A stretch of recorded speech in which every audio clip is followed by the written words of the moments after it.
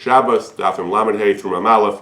On Daf Lamed Hey, the Gemara discusses the definition of Seis HaKochavim, when the stars come out, the point of nightfall in Halacha. The Gemara says, Kochav Echad Yom, when only one star is visible, it's still day. Shnayim, when you can see two stars, that's Ben Hashmashos, the period of Safek, between day and night. Shlosha Laila, when you can see three stars, then it's considered night in the context of Shabbos and other contexts. What kind of stars? The Gemara says not large stars, Gedolim, that you can see even during the day, not small stars, Ketanim, that are only visible at night. The kind of stars we're talking about here are medium stars, Beinonim. Those are the stars that when you can see three of them, that we can see three of them at night, and two of them is still Ben Hashmashos. In the context of Kriyash Mashal Harvest, which also has to be said at night, Rabbeinu Yonah in Bracha says, not everyone is baki, not everyone is well versed in the difference between Beinonim and Gedolim, between medium and large. Therefore, we wait until there are three small stars. If it's a cloudy day and you can't see the stars at all, then you wait ad sheyetzia safek milibo until you're sure, until the doubt has left your heart, you're sure that it is nightfall. In the previous year in this series, previous Daf Lamed Daled, we discussed the variety of opinions in the poskim about the relationship between Shkia, sunset, and Seis HaKochavim, the time of definite nightfall when the stars come out. Here we're discussing the uncertainty about exactly what kind of stars we're talking about. These two questions are why we have so many different opinions about exactly when it's considered night in halacha, because we're not sure exactly how big the stars are, and we're not sure about the halachic definition of the duration between sunset and Seis HaKochavim, and that's why there's so much uncertainty about exactly when night is in halacha. The Gemara goes on, the Gemara discusses Shkia, sunset itself. The Gemara says, if you're not sure about Shiur Drabanan, if a person is not well versed in exactly these Shiurim, when you see the sun, when should you light candles in Erev Shabbos? You don't want to light candles after it's a Safek night, after it's Ben Hashmashos even. So you light candles when you see the Shimsha Reish Dikli, when you see the sun at the tops of the palm trees, the date trees. If it's cloudy, what do? So it says if you're in the city, then you wait to see you see chickens. When you're in the non-urban areas, Bedavra in the wilderness, you see arvim, you see ravens, inami adana. The Shulchan Aruch paskins that a person should light candles when the sun is at the tops of the trees. If it's cloudy, he should light it when the chickens are sitting on beams, they're roosting. If you're in the field where there are no chickens, then you should light when the ravens are sitting. Use these various shiurim. We're not so familiar here in our cities, in our suburban areas. Most of us are not so familiar with any of these. Mishnah Berurah brings from the Birkei Yosef, the Chidah, from the beginning of the 18th century, beginning of the 19th century, that if you have a clock, sheholech b'tov, a reliable clock, a clock that keeps time accurately, and you know when Shkia is, you can rely on the clock, and that's of course what most of us do today. We rely on published zmanim, published times, and clocks. That's how we typically determine when to light candles. The Gemara says they used to blow shofar 6 times, sheish tkiyos. They would blow shofar 6 times in Erev Shabbos to announce the impending arrival of Shabbos. People should stop doing malacha. The Gemara goes into detail about what happened at each of the sheish tkiyos. The Rambam brings these halachos down in Kol Medinos Vayara Shel Yisrael, in all Jewish areas, all cities, all states in which Jews live. They used to blow 6 tkiyos. By the time of the Shulchan Aruch, this practice had already fallen into disuse. The Shulchan Aruch says, Kishahayu Yisrael b'Yishuvan, when the Jews had the proper settlement, their own settlement, they would blow Tkiyah Shofar, but apparently they no longer did so. The Ramah also said they didn't do so, but the Ramah says it was an alternate minhag, a replacement minhag that they did in his time, that in Kilos Kedoshos, in holy Jewish communities, when it was about a half hour or an hour before Shabbos, the Shliach Tzibur, the Chazan or the Gabbai, would announce, everyone get ready for Shabbos. That's in place of the Tkiyos. We don't do the Tkiyos today, he says, but this is an appropriate minhag. Everyone should do this. They should have the Shliach Tzibur announce Shabbos is coming a half hour or an hour before Shabbos. The Mishnah Berurah explains it means a half hour before Shkia, that before the sun drops below the horizon, you make this announcement. That's for ordinary people. For people who are at home or not working, they need to start getting ready at least a half hour, an hour before Shabbos. L'balei malachos, people working, the Mishnah Berurah brings from the Magen Avraham, they used to send a messenger to tell them, close the store, stop working. That actually says is about 2.5 hours before Seis HaKochavim, which is Mincha Ketana, which is more than an hour before Shkia, and it's an hour and a quarter, he says, before Shkia. Magen Avraham also warns that the shops really need to close an hour before Shabbos, He says because it's a terrible mikshal, terrible problems can occur, because even if you plan on closing a half hour before Shabbos, you can get exigent business, the Tsar, some nobleman can come and start talking to you, and you're going to run into Shabbos. And also he says the women come home from the shops, they have to bathe, take showers, and get dressed, and that takes time before they light candles. And if they come home from the stores too late, they come home from work too late, they're going to run into Shabbos. This is, of course, still a problem today. People at work, they get home at the last minute, sometimes they have traffic and other things. That's why the poskim warn, make sure you leave at enough time, you leave your business, you close your store in enough time to get ready for Shabbos. The problem was particularly a problem, it seems, for women, either because their preparation took longer, maybe the men didn't shower, the women did, maybe they had to light candles earlier, but in particular women were a problem, as mentioned by the Mishnah Berurah. You have to avoid Chil Shabbos, you have to avoid keeping your business open past Shabbos.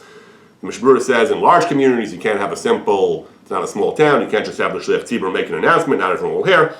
So he says they would have volunteers, it's appropriate, they would have volunteers, it's a very good idea, that comb the streets and they tell everyone close the stores and light candles. They have this situation, they have Chaburas Kedoshos, they have groups of people who do this holy work, who make sure everyone closes their stores and gets ready for Shabbos. Ashrei Chelkam, happy is their lot. They cause merit for Israel, and they're going to get, in merit of this, they'll have children who are Gedolei Yisrael. Today, we actually have returned somewhat to the custom of the shofar. If you look at Wikipedia, you can actually see pictures of people in the old Yishuv in Yerushalayim blowing shofar in Yerushalayim and Tel Aviv in the 20s and 30s. Today we have sirens. Today we have these air sirens, these really loud things in Eretz Yisrael in various neighborhoods, Haredi neighborhoods in the U.S., in Brooklyn, in Flatbush.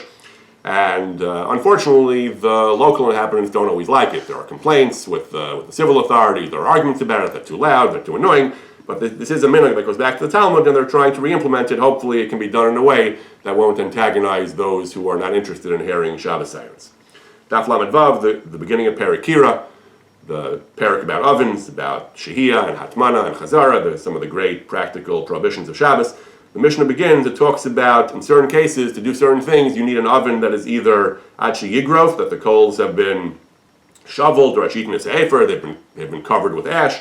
The Gemara calls this Garof Akatum. This is the famous criterion in Halachos Shabbos. Certain types of things on Shabbos, not actual cooking, but certain types of rabbinic prohibitions are more lenient if the oven is considered Garof Akatum, shoveled out or covered. We don't really do this today. We don't shovel out. We don't really have, most of us are not using wood-burning stoves. We don't really have ashes lying around, and we don't do Garof Akatum. But the poskim bring that the modern equivalent is, Magen Avraham brings that if you have, that they used to cook on open fires, where even if they had an oven, the oven would be open on top. They would put a pot on top directly above the fire. Our ovens today typically have surfaces, metal or glass or whatever, surfaces above the fire that separates between the fire and the pot. Magen Avraham brings that might not be enough, because he brings poskim that you need a hecker, you need some kind of thing that's symbolic, that shows you that you're not cooking in the regular way, that will remind you the reason you can't do certain things like Shehiyah and Chazar is because we're afraid you'll stoke the fire or turn up the fire. So you need a hecker, you need something that will remind you not to do that. So if the oven is just constructed in a way that has a roof between the fire and the pot, that's not enough. But if you put an extra board or a piece of metal or something there to show that this is not regular, something is different here, that's what allows you to cook on Shabbos. This, of course, is the iconic modern Jewish mechanism of the blech, that you have something which is mafsik, and that something is unusual, it's not used for normal cooking. That's a hecker. Poskim explain that there are two types of hecker. First of all, it's something that should reduce the intensity of the fire. That itself will remind you, wait, this is not regular fire, this is reduced fire, and also the fact that this big metal thing is there, which is not normal, that's a hecker, that reminds you of Shabbos. And that's the blech that we use to allow certain types of shehiyah, leaving pots on the fire from Erev Shabbos, and chazara, in certain cases, as we'll discuss presently, returning a pot to the fire on Shabbos. You need garf akatim, which today is typically implemented with a blech, with a piece of metal covering the fire. Some poskim, Rav Moshe Feinstein notably, held that it's not enough that it covers the fire, but that l'chatchila it should also cover the controls of the fire, the knobs on the stove, for example. That's l'chatchila. If there are other poskim who say it's not necessary, and b'diavad, therefore, if you haven't covered the knobs, b'diavad it's okay. On the other hand, Rav Aaron Kotler held that the ikar garaf akatim, the ikar point to the blech, is the knobs, not the fire. And b'shas chak, they bring b'shein in the name of Rav Aaron Kotler, b'shas chak, if it's difficult to cover the surface of the fire, you can get away with just covering the knobs. The Chazon Ish was a notable holdout. He did not think that our blechs constitute garuf v'katum. He had problems, but the overwhelming minhag, I believe, is that the blech is considered garuf v'katum. They talk about various other modern types of cooking implements, like the hot plate, plata, paletet Shabbat, they call it in Israel, whether that is considered garuf v'katum. It's not an open flame, but on the other hand, there's nothing unusual about it. It's a regular houseware you can buy in stores.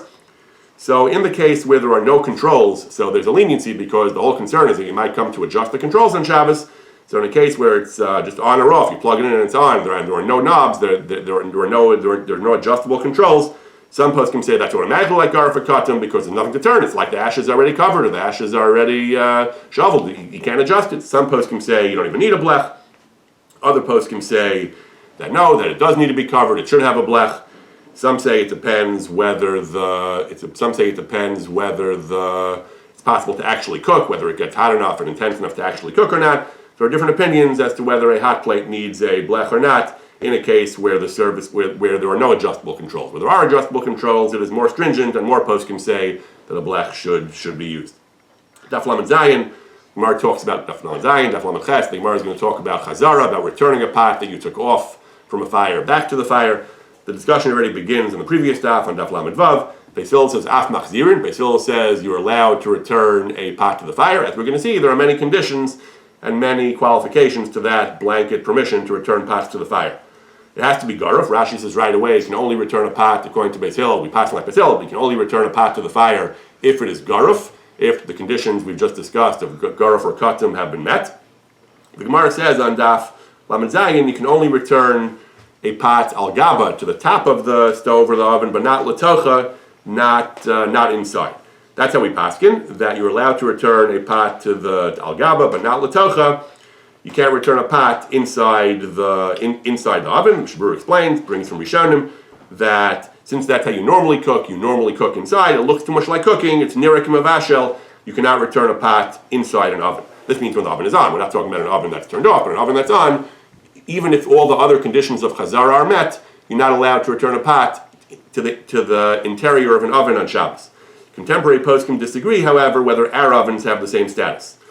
Some poskim say that yes, our ovens are the same as the ovens of the Talmud, and if you want to return a pot to the oven, a blech is not enough. Chazara always needs a blech. If you want to return a pot to a stove, you always need a blech, but in an oven, a blech is not good enough. The Gemara says l'tochas aser, even with a blech. The only way to return a pot to the interior of an oven is with an insert, which is more than a blech. Other poskim say our ovens are more lenient, that in the time of the Talmud, they typically cooked inside, not on top. So the inside was the primary method of cooking, so it's more stringent. But today, on the contrary, we typically cook on top and inside. There's nothing special and intense about the inside. So some poskim say that inside today is not any stricter, and inside today is mutter, like any other chazar is mutter, as any other chazar is mutter with a blech. Poskim also say that something that has no interior, just a flat stove that just has a range, just has a surface, the top has the leniency of on top and it's not treated like the interior, so returning stuff to the top of a stove, that's classic chazara, which is okay as long as all the other conditions have been met. What are these other conditions? So that we turn now to Daf Lamed Ches. The Gemara gives us some of the other rules. The Gemara says, Odan biyado, the pot you removed, you have to still be holding it. If you put it al gabei karka, if you put it on the floor, you cannot return it. The Gemara brings a dissenting opinion. Rabbi Yochanan says, even on al gabei karka, it's mutter. We paskin aser, we paskin, if you want to return a pot to the stove, to the oven, you have to have been holding it in your hand. You can't have put it down. You can't have put it down al gabei karka. The Gemara goes on. Gemara brings another condition. It has to be dato lahachzir. When you took it off, you have to have intended to return it. Ein dato lahachzir. If you intended to leave it off and then you change your mind and you want to return it, that's aser also. The Gemara discusses whether you need both those conditions. Stringently, you have to have both. Odo biyado, you're still holding it, you haven't put it down, and dato lahachzir, and you intended to return it.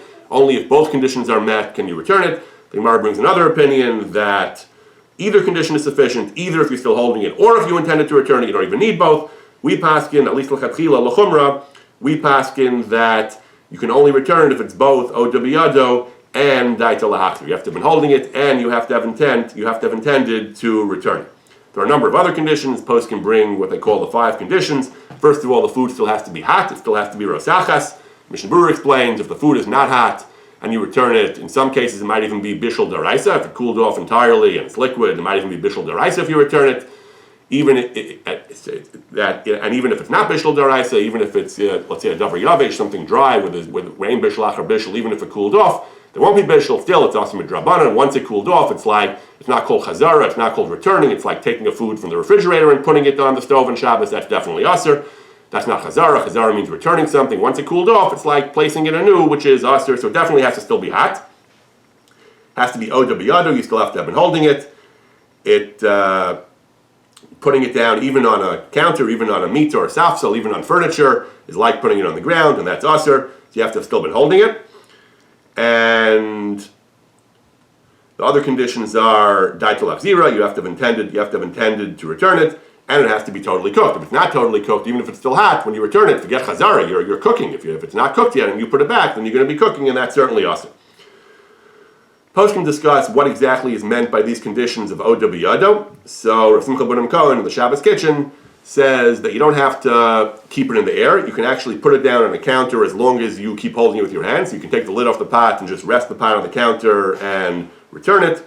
If you put it on the counter and let it go, that's aser. But you can put it down on the counter as long as you keep holding it. However, if it's on the floor, that's more stringent. Then it's not enough to hold it. He paskins. He brings different akronim, but that's how he rules. That on the floor, it's not enough to. Even if you're holding it, it doesn't help. You shouldn't put it on the floor at all. On the counter, you can hold it and rest it on the counter. Practically, most people are probably generally putting things down on counters, not on the floor. So on the counter, we have a leniency that you can rest it on the counter as long as your hand is on it. Ramosha held you can make it even on the floor, but the ruling of Rabbi Cohen is that on the floor you should not put it even if you are still holding it. We paskin lechatchila, you have to meet both conditions of daitul achzira, intending to return it, and oda biyado. There are poskim who paskin, many Rishonim, Mishnah Berurah says, paskin leniently, that if it's oda biyado, if you're still holding it, even ein daitul achzir, even if you did not intend to return it, you can still return it. And the reverse too. If it's daitul achzir, if you intended to return, even if you put it down, like the other approach in the Gemara apparently, that if either condition is met, then you're allowed to return it. Mishnah Berurah says at least, the Sha'ar Tzion says at least if you put it on the counter. The ground might be more stringent, he says, but at least on the counter, on the south side, the bench, it's okay. L'chatchila and machmer, that both conditions have to be met, but be'es hatzarech, in a case of need, you can be lenient and say if only one of the conditions is met, either you're still holding it or you had intended to return it, either one is sufficient and you can return it. Simcha Bunim Cohen, again, in the Shabbos Kitchen, says that has a major leniency. He says that this rule that you have to have intended to return it, that's just to exclude a case where you actively intended not to return it, you consciously intended to leave it off. If you had no particular intention, he rules that it's okay, as long as you didn't have intention to leave it off. And he has a couple of other practical ramifications of that. He says, let's say the fire went out, it was accidentally extinguished, you can move the pot to another fire. Because since you didn't have in mind to take it off the fire, it just happened by itself, the fire went out. That even if it went out before Shabbos, if you didn't notice it until Shabbos, that's chazara. Even though you didn't take it off deliberately intending to return it, it went off by itself. There was no intent to take it off the fire. You can return it. In this case, you can return it to a different fire. That's still included in chazara.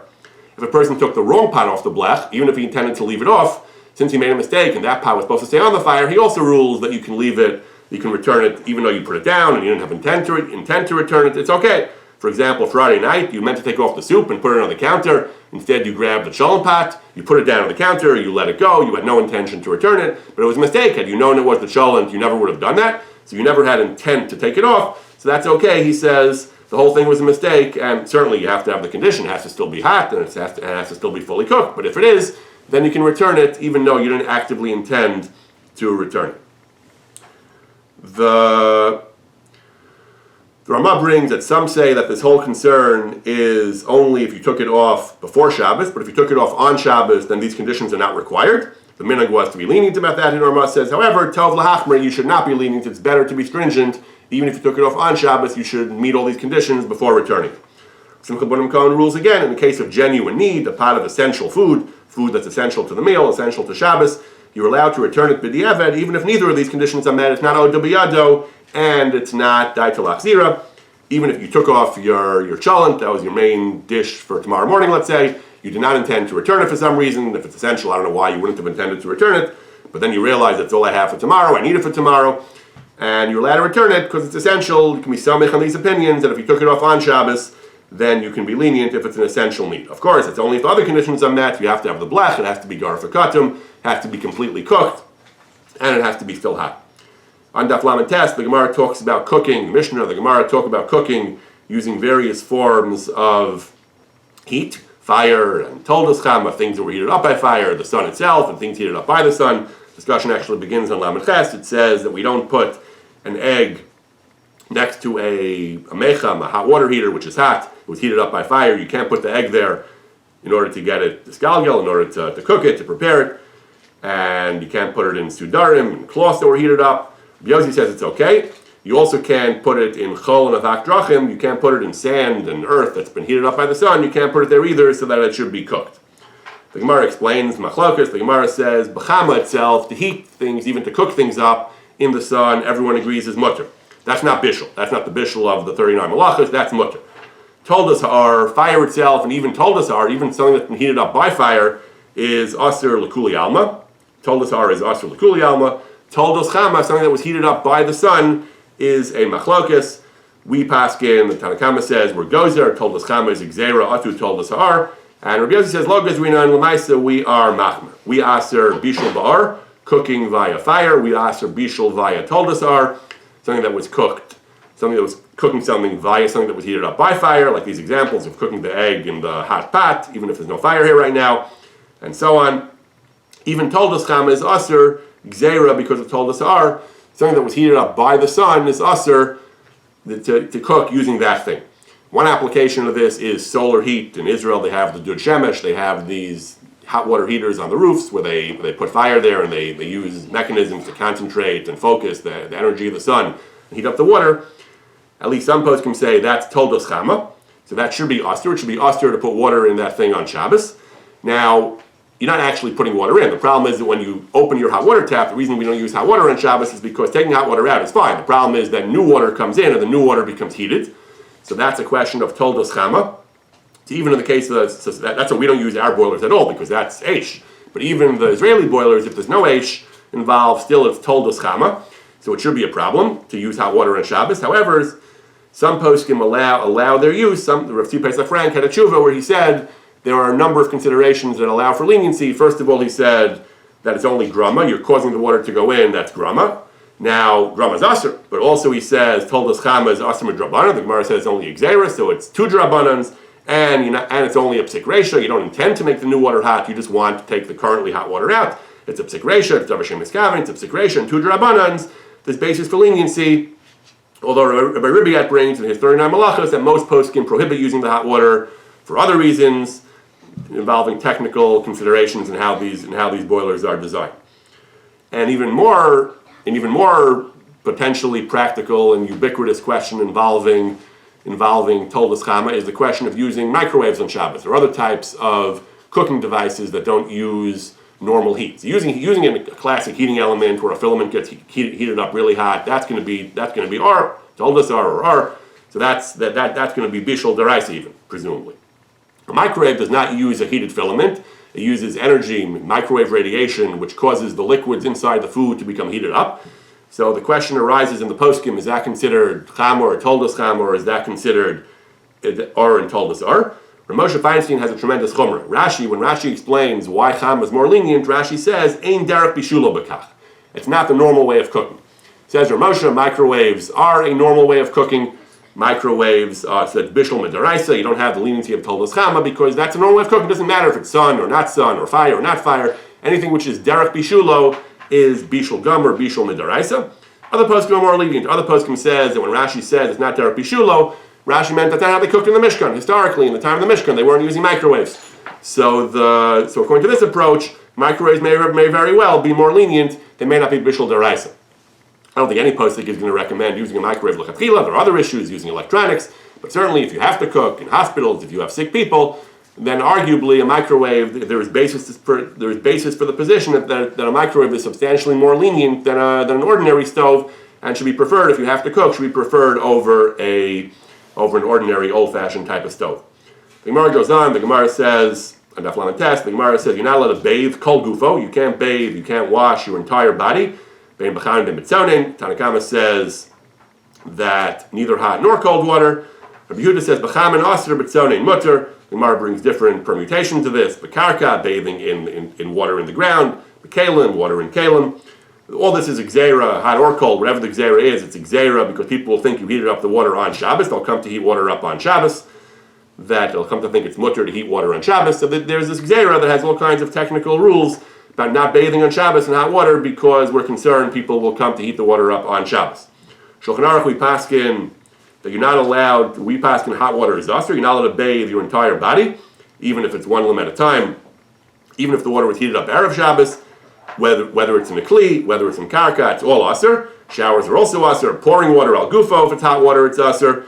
You're allowed to bathe your face and your hands with, or individual limbs, if not your whole body. That you can use with hot water if the hot water was prepared before Shabbos. But there is an issur to bathe your entire body in even rov gufo, even most of your body. Mishnah Berurah says is an issur to bathe your entire body in hot water because of gzeira that this will lead to people heating up water on Shabbos. Mishnah Berurah and the Aruch HaShulchan both rule.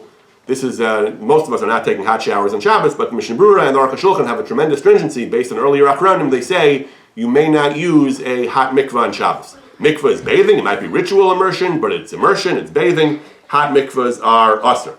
Mishnah Berurah brings from the Chai Adam, if you use a heated mikvah, which all of our mikvahs are heated, you have to make sure it's only lukewarm, poshrin. Lukewarm, not hot, otherwise it's usher on Shabbos.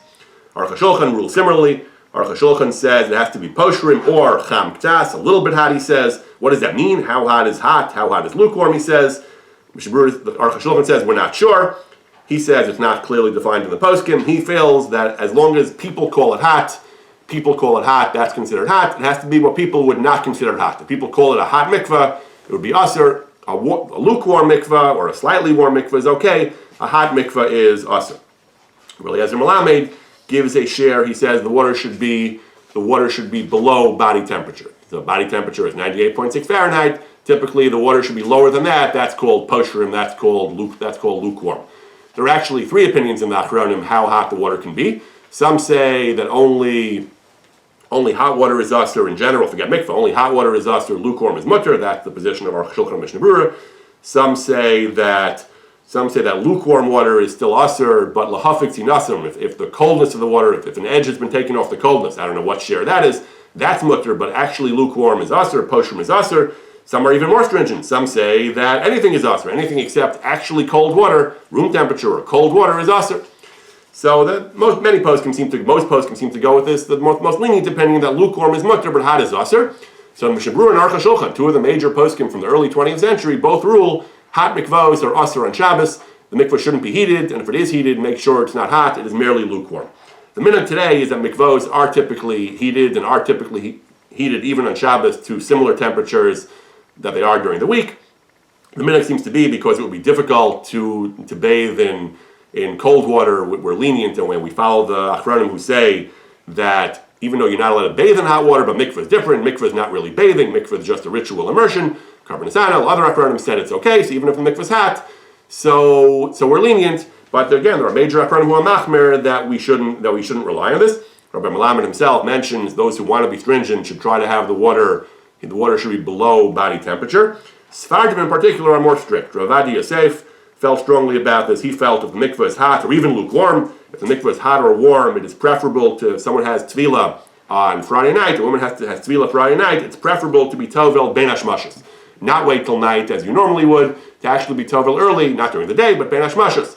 Even though normally things that are asr midraban are asr ben hashmashas, but for a mitzvah we're more lenient, as we had an earlier dafim, and even though normally we're not tovel during the day, here there's basis for leniency. She doesn't get home till later. In terms of the laws of tefillah, Rav Avadia felt strongly that it's better, ideally, a woman should, particularly Svardiyot, he said, ideally should be tovel before nightfall if the mikvah is hot. Yeah, but the he says, if it's already later, she can, and the mikvah's hot, she can be tovel, but l'chatchila, it's better to be tovel if the mikvah's hot, better to be tovel before nightfall. Rav Avadia was very upset. He said some mikvah attendants would refuse to let women be tovel even Erev Shabbos before nightfall. They would insist on keeping the regular rules of tefillah. It's wrong, he says, particularly for Sephardic women, he says, even if during the week they don't go until Tzetzei Chavim, until Vadei nightfall, but here there's a strong reason to go earlier, he says. Rav Avadia would be very upset. One writer, Rabbi Ruvain Zakayim, says he used to hear Rav Avadia complain many times on the mikvah attendants who would decide for themselves, they arrogate the right to themselves to decide the halacha. They would refuse to let Sephardic women be tovel early. That's wrong. So Rav Adia felt strongly that women, it's better not to use the hot mikveh, but in Ashkenaz, the general custom, to the extent that I'm aware of it, Rabbi Forrest says this in his classic work on Nida, is that women are tovlos even in hot water, even on Shabbos. The Gemara says that you're allowed to take on Daf Mem, you're allowed to take a jar of water and put it next to a fire. You can't heat it up, you can't make it really hot, but you can just warm it up. The Gemara gives various details, it applies to other foods also. The halacha we pass in that it's true you are allowed to put water near a fire as long as it won't get hot. However, we pass in a major stringency. It's not enough to put it there and say, okay, in an hour it'll get really hot, I'll take it away before that. We're afraid you'll forget, we're afraid that you'll end up cooking the water. So we say you're only allowed to put it there if the temperature of the fire and the distance from the fire is such, no matter how long you leave it there, it'll never reach the temperature of Yad Soledis. Yad Soledis is what the Gemara says. If it gets heated up to Yad Soledis, that's cooking. You're only allowed to put it there if it will never reach Yad Soledis, no matter how long you leave it there. This applies to water, it applies to water, it applies to other things, fruits, other things, even if they're edible raw. So cooking doesn't make them edible, but still asur because you're still cooking them. So this applies to water, other beverages, and so on. You can't put anything near the fire if it can reach a temperature of Yad Soledis bo. How much is Yad Soledis bo? Yad Soledis bo is a key standard in the laws of Shabbos and the laws of Kashrus in many areas of halacha. How hot is Yad Soledis bo? It's one of the most important concepts in Halachos Shabbos. So the Gemara never defines it. We don't find, the Gemara says it's the same temperature as Kreiser Shaltinok Nichves, the stomach of a young child would burn. We don't know what that is either exactly. So we actually don't find much discussion of this until relatively recently. The systems for measuring temperature in standard ways weren't even developed until relatively recently. So in the 20th century, poskim offered a variety of opinions about how hot Yad Soledis bo is. One of the most widely quoted is Rav Moshe Feinstein. Rav Moshe Feinstein said that once you hit 110 degrees Fahrenheit, 43 Celsius, that's l'chumra, that might be Yad Soledis bo, so you can't put anything on Shabbos near a fire if it'll reach 110 degrees. However, that's only a suffix. Until it reaches 160 Fahrenheit, 71 Celsius, we can't call it Vada Yad Soledis. So sometimes the chumra is it has to reach past that temperature. Sometimes the chumra is the other way, that in our sugya, the chumra is the other way, that once, if the jar of water near the fire can reach Yad Soledis bo, it can reach even as low as 110, Rav Moshe was machmer that you can't put the jar of water there. The poskim gave a variety of other shiurim. On the lenient end, we have Rav Aaron Kotler is quoted as having held that until it reaches 120 degrees Fahrenheit, 49 Celsius, it's not Yad Soledis bo. I saw a document, the OU Kosher Master List of Temperatures. They say their practice is that the minimum temperature for Yad Soledis is 120. You're allowed to put a cold liquid next to the fire if it can't reach 120. And in limited cases, you can be lenient up to 125 degrees Fahrenheit. The L'chumra, they actually have a higher temperature than Rav Moshe. They actually say 165 degrees. Rav Moshe held 160. There are other opinions. Rabbi Cheskel Posen held that as low as 104 degrees is Yad Soledis bo. Rav Shlomo Zalman Auerbach is quoted as having held that until you hit 45 degrees Celsius, which is 113 degrees Fahrenheit, is not Yad Soledis bo. We have a variety of different opinions. Rav Moshe at 110 is one of the most commonly quoted, although again, though you apparently relies on Rav Aaron that until you hit 120, it's not Yad Soledis. Gemara on Daf Mem Aleph, the Mishnah says, a mechem shapinu, a hot water heater, an urn, a samovar or something, you emptied out the water, you can't put cold water in because the cold water will be heated up, even though there's no fire here. Again, the heat of the kli rishon, of the urn itself, can heat up the water, and that's asur, but to put it in just so the water will get warmed up again, it won't reach Yad Soledis, it won't be completely cooked, it won't get really hot, that's okay. The Gemara talks about another concern. Besides cooking, there's a concern of tziruf, of tempering the metal.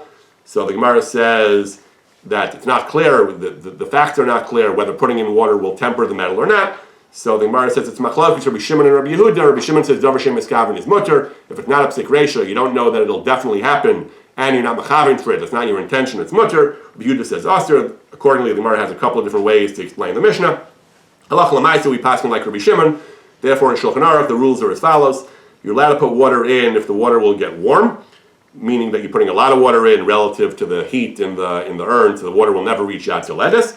You're only putting a little bit of water in, and there's enough metal, enough heat that the water inside will reach Yad Soledis bo. That's asur, like we said in the previous sugya. Even if it's possible you put enough water in, the kli might reach tziruf. The metal keli will do its tempering its tempering function on the metal, and it will cause the metal to become mitzuraf. That's Gemar Malacha. That strengthens and fixes the kli and makes it more durable. It's still mutter, we paskin, because you're not machavin. It's not your intention, and we don't know for sure that it'll happen. It's not a psik reisha. We paskin like Rabbi Shimon, that's mutter. If you would be machavin to mitzaref, if that is your intention, then Mishmur brings it to machlokes, whether that's a malacha deraisa or derabanan, but you certainly can't do it lechatchila. If it's not your intention, and it might not happen, then it's not a psik reisha, it's mutter. If it's not your intention, but it is a psik reisha, the implication is that it's asur. There is actually a debate in other areas of halacha whether psik reisha is mutter and a drabanan, but we're machmer. Generally, we're machmer that we don't simply allow you to do a psik reisha even on a drabanan. So if it'll definitely happen, you shouldn't do it. If you don't know if it'll happen, typically the implication is in a standard case you don't know if it'll happen, then it's mutter because it's a davar miskavein and it's not a psik reisha, and therefore it's mutter even if the malacha in question is a malacha daraisa.